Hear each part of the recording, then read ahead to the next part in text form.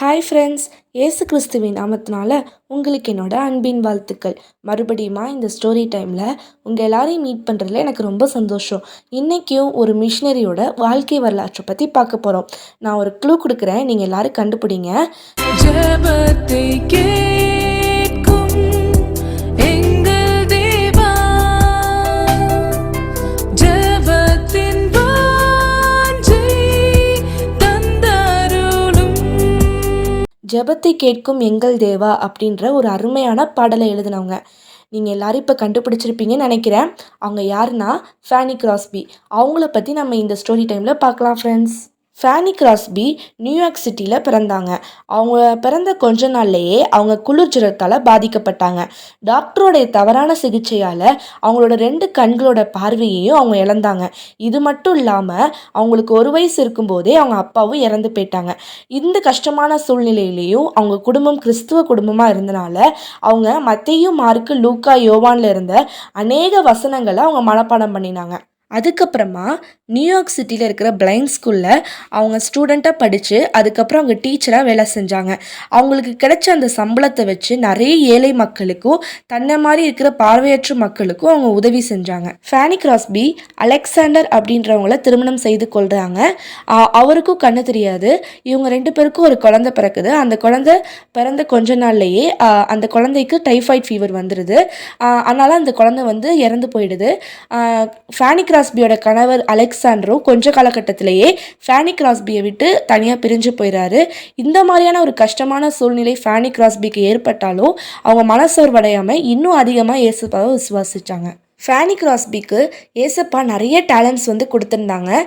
அவங்க நல்லா பாடல்களை எழுதுவாங்க. அது மட்டும் இல்லாமல் நல்லா பாடல்களையும் பாடுவாங்க ஃப்ரெண்ட்ஸ். மோஸ்ட்லி எல்லாரும் பாடல் எழுதி தான் இசையமைப்பாங்க. ஆனால் ஃபேனி கிராஸ்பி அப்படி கிடையாது. இசையமைச்ச பிறகு தான் பாடலே எழுதுவாங்க ஃப்ரெண்ட்ஸ். பார்த்தீங்களா, ஏசப்பா எவ்வளோ ஞானம் கொடுத்துருக்காங்கன்னு சொல்லிட்டு. ஃபேனி கிராஸ்பி எந்த ஒரு விஷயத்தை ஆரம்பிக்கிறதாக இருந்தாலும் அவங்க ப்ரேயர் பண்ணிட்டு தான் ஸ்டார்ட் பண்ணுவாங்க. அதே மாதிரி எந்த விஷயத்தை முடிக்கிறதா இருந்தாலும் அதை ப்ரேயர் பண்ணிட்டு தான் ஃப்ரெண்ட்ஸ் முடிப்பாங்க.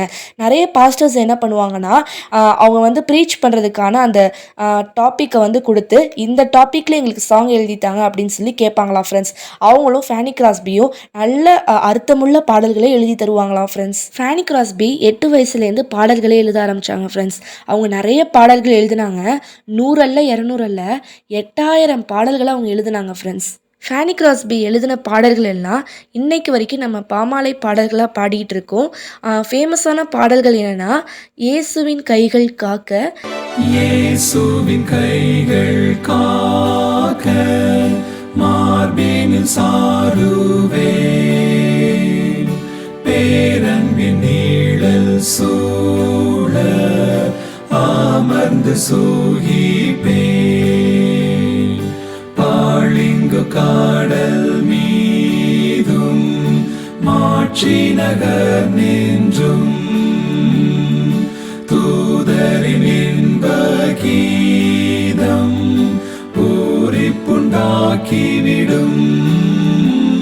அதுக்கப்புறமா போற்றும் போற்றும் புண்ணியநாதரை போற்றும், போற்றும் போற்றும் புண்ணியநாதரை போற்றும், பானோர் கூடி பாடவும் இன்பமாய், பாரிலேயும் நாம சங்கீதனம் செய்ய மாந்தர் யாரும் வரும் ஆனந்தமாய், நேசமேய்ப்பன் கரத்தில் ஏந்துமாறு இயேசுநாதர் நம்மையும் தாங்குவார்.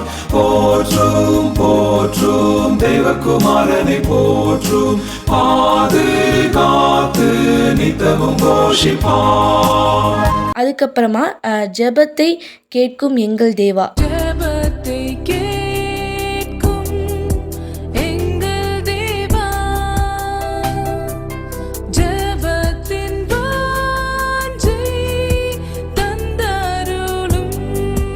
இந்த மாதிரியான ஃபேமஸான பாடல்களில் இன்னைக்கு வரைக்கும் நம்ம பாடிட்டு இருக்கோம் ஃப்ரெண்ட்ஸ். ஃபேனி கிராஸ்பி வந்து எப்போதுமே வருத்தப்பட்டதே இல்லை ஃப்ரெண்ட்ஸ். ஐயோ எனக்கு வந்து கண்ணு தெரில, ஏன் ஏசப்பா அப்படி படிச்சீங்க அப்படின்னு சொல்லி அவங்க ஒரு நாள் கூட அப்படி கேட்டதே இல்லை ஃப்ரெண்ட்ஸ். அவங்க எப்போதுமே என்ன சொல்லுவாங்கன்னா, நான் எப்போதுமே பிறவி குருடனாகவே இருக்கணும்னு விரும்புகிறேன், அப்போ தான் நான் இறந்த பிறகு நான் தேவனுடைய முகத்தை முதலாக பார்ப்பேன் அப்படின்னு சொல்லிட்டே சொல்லுவாங்க ஃப்ரெண்ட்ஸ். பார்த்தீங்களா, நம்ம ஏதாவது ஒரு கஷ்டம் வந்துச்சுன்னா நம்ம என்ன பண்ணுவோம், என்ன ஏசப்பா எனக்கு இதெல்லாம் தந்திருக்கீங்க அப்படின்னு சொல்லி நம்ம ஏசப்பாட்ட வந்து முறையிடுவோம். ஆனால் ஃபேனி கிராஸ்பி அவங்களுக்கு கண்கள் தெரியாமல் இருந்தாலும் அவங்க அதை பற்றி முறையிடாமல் அதை சந்தோஷமாக ஏற்றுக்கிட்டாங்க ஃப்ரெண்ட்ஸ். ஃபேனி கிராஸ்பியோட கண்கள் இருளடைந்து இருந்தாலும் அவங்களோட இருதயம் வெளிச்சமாக இருந்தது ஃப்ரெண்ட்ஸ். பைபிளில் கூட ஒரு வசனம் இருக்குது, கண்ணானது சரீரத்தின் விளக்காய் இருக்கிறது, உன் கண் தெளிவாயிருந்தால் உன் சரீரம் முழுவதும் வெளிச்சமாக இருக்கும். மத்தேயு 6:22. இந்த வசனத்தை நம்ம யோசித்து பார்க்கணும் ஃப்ரெண்ட்ஸ். நம்முடைய கண்கள் எப்படி இருக்குது, நம்ம கண்களை பரிசுத்தமாக வச்சுருக்கோமா அப்படின்னு சொல்லிட்டு நம்ம சிந்திக்கணும் ஃப்ரெண்ட்ஸ். செகண்ட் விஷயம் என்னென்னா, ஃபேனி கிராஸ்பிக்கு கண்களே தெரியாமல் இருந்தாலும் அவங்க அதை பற்றி வருத்தப்படாமல் கர்த்தர் அவங்களுக்கு கொடுத்துருந்த இந்த டேலண்ட்ஸை அவங்க நல்லா யூஸ் பண்ணாங்க ஃப்ரெண்ட்ஸ். அதே மாதிரி நமக்கும் ஏசப்பா நிறைய டேலண்ட்ஸ் கொடுத்துருக்காங்க. நிறைய பேர் நல்லா பாடுவீங்க, நிறைய பேர் நல்லா பேசுவீங்க, நிறைய பேர் நல்லா ட்ராயிங் பண்ணுவீங்க. இதெல்லாம் ஏசப்பாவுக்காக நீங்கள் வந்து செய்யணும் ஃப்ரெண்ட்ஸ். ஓகே ஃப்ரெண்ட்ஸ், நம்ம அடுத்த ஸ்டோரி டைமில் மீட் பண்ணலாம். பாய்.